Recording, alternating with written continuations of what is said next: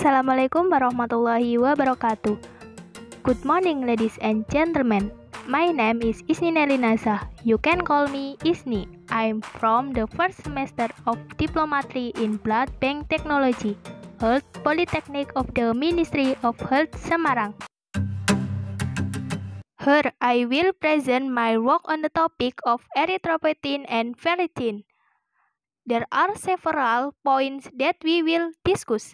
First, understanding erythropoietin and ferritin. Second, due to excess erythropoietin and ferritin. Third, due to deficiency of erythropoietin and ferritin. Fourth, erythropoietin function and control, the purpose of the ferritin test and how to control erythropoietin.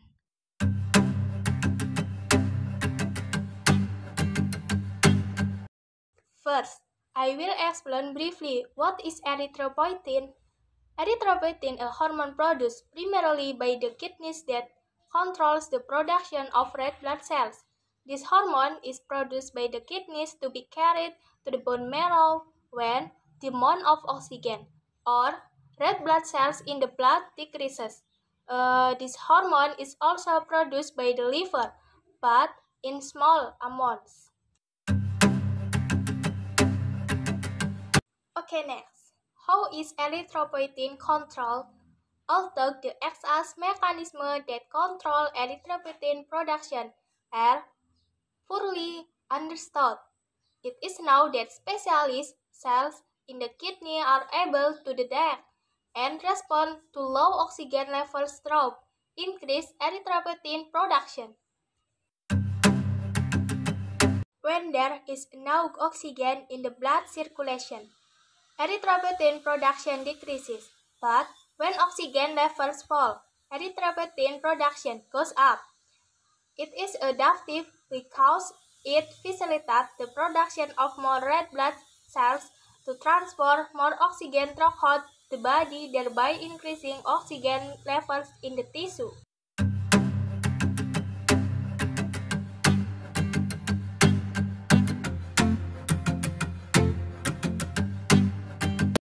For example, erythropoietin production will increase when moving to high altitudes.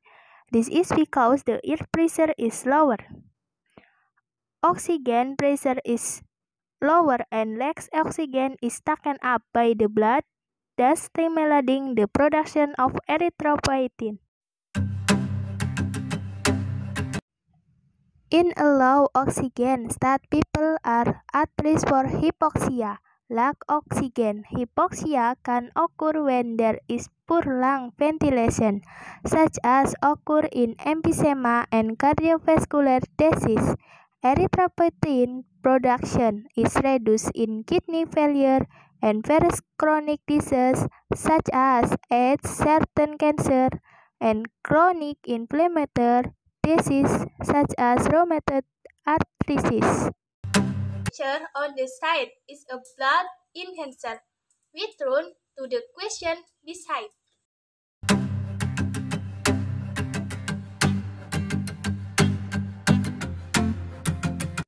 Let's focus on the advantages and disadvantages of erythropoietin.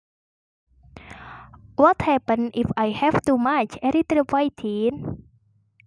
Excess erythropoietin results from chronically low oxygen levels or from red tumor that produce high level of erythropoietin.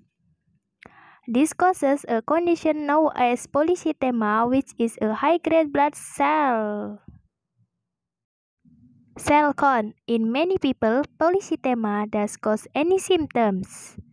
However, there are some general and non-specific symptoms, including weakness, fatigue, heat, itching, joint pain, dizziness. What happens if I have too little erythropoietin? If you have too little erythropoietin, which is usually caused by chronic kidney disease, there will be fewer red blood cells and you will develop anemia.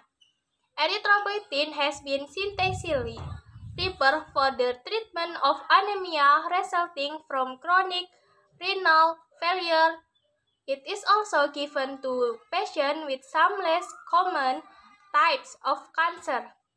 Some professional athletes have used the type of erythropoietin known as blood doping to improve their performance, especially to increase endurance. Artificially increasing your erythropoietin levels produce more hemoglobin and red blood cells, and therefore increases the amount of oxygen that can be delivered to tissues, especially muscles. This can improve performance. Even though his type of doping practice is prohibited by most professional sport commits. Erythropoietin function. First, red blood cell production. Second, non-hematopoietic role. Third, mechanism of action. What is a ferritin? Ferritin is a protein in the body that binds iron. Most of the iron stored in the body is bound to these proteins. This protein is found in the liver, spleen, skeleton, muscle, and bone marrow. Only a small amount of ferritin is found in the blood. The amount of this protein present in the blood can indicate how much iron is stored in your body. For this reason, many ferritin tests are carried out to find out this. If the ferritin test shows a low result, it means that your iron is at a low level and you are deficiency in iron. Conversely, if the ferritin test results are higher than normal levels, it means too much iron is stored in the body. To find out ferritin in the body, we have to do a test. The function of this test is two. First, indicates the cause of anemia, especially iron deficiency anemia. Second, find out if there is inflammation in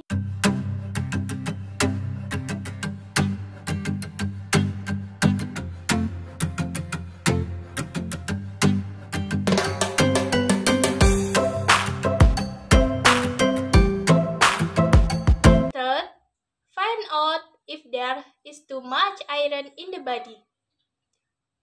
Fourth, checking whether the iron treatment that has been done so far gives good results.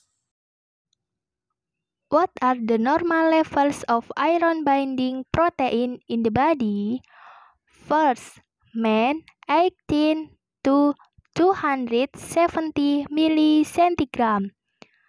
Second, female 18 to 160 millicentigram. Third, children 7 to 140 millicentigram. Fourth, infants aged 1 to 5 months 50 to 200 millicentigram. Fifth, newborn 25 to 200 millicentigram.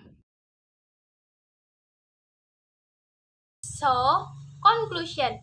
In this presentation, I wanted to explore erythropoiesis in the main hormone involved in erythroid differentiation in the formation of red blood cells.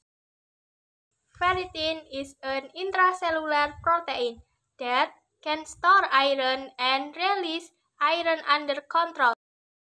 That's all I have time for. Thank you very much for listening. See you. Wassalamualaikum warahmatullahi wabarakatuh.